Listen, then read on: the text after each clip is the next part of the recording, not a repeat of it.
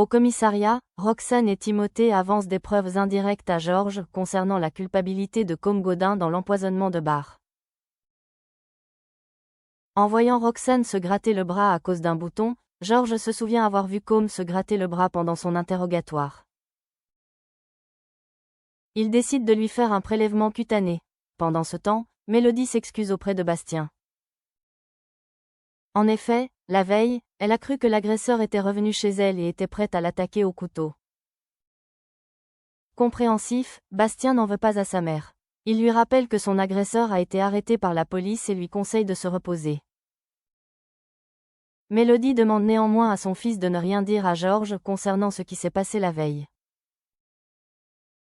Après quoi, Bastien retrouve Violette au Little Spoon. Le jeune homme est tiraillé, il hésite à trahir la confiance de sa mère pour en parler à Georges. Violette l'encourage en ce sens. De son côté, Mélodie va faire son jogging dans la forêt. Elle se retrouve soudain face à un arbre, complètement choquée. Elle se rend précipitamment au commissariat pour informer Georges qu'elle vient de voir le corps de John Kovac pendu à la branche d'un arbre. Elle emmène carrément son compagnon sur les lieux. Mais il n'y a rien d'anormal. Georges avoue avoir été mis au courant par Bastien de ce qui s'est passé la veille. Il pense que sa compagne n'est pas dans son état normal. Mélodie rejette la faute sur les anxiolytiques qu'elle préfère éviter de prendre. Puis, vexée que Georges refuse qu'elle aille chercher Lucien à la crèche, Mélodie rentre à pied. Le soir, au commissariat, Roxane confirme à Georges que des traces récentes du pesticide qui a empoisonné Barre ont été retrouvées dans l'organisme de Côme. Georges espère que cela rassurera Mélodie, même s'il s'inquiète des hallucinations dont elle est victime depuis quelque temps. Peu après, Georges rentre chez lui avec Lucien. Mélodie propose de le faire manger, tandis que Georges file sous la douche. Mélodie prend Lucien dans ses bras alors qu'elle est victime d'un malaise. Elle appelle Georges qui se dépêche de rattraper son fils avant qu'il tombe par terre. Il le remet dans sa poussette avant de soutenir sa compagne qui ne se sent pas bien du tout. À l'hôpital, Soraya surprend Victoire en train de stalker Fred. La jeune femme a constaté qu'il ne s'était presque jamais connecté depuis que Marine était arrivée à Sète. Victoire attend que cette dernière soit repartie à Paris pour inviter son ex à dîner.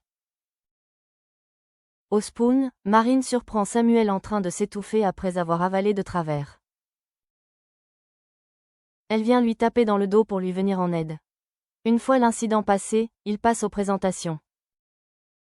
Samuel la drague et l'invite à boire un verre le soir même, ce qu'elle accepte.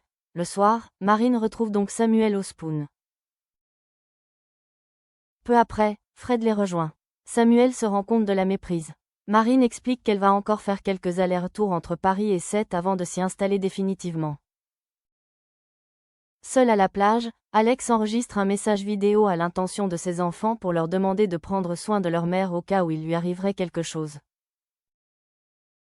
Envahi par l'émotion, il ne va pas au bout et efface la vidéo. Il est alors surpris par Sylvain, qui est en train de terminer son jogging.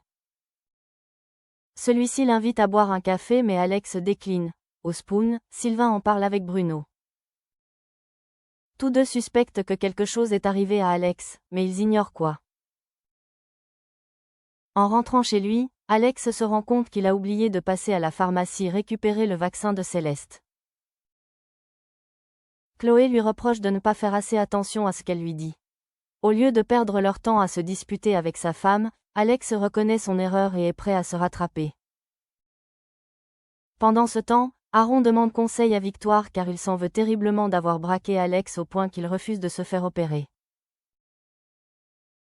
Victoire l'encourage à essayer de programmer un nouveau rendez-vous avec lui.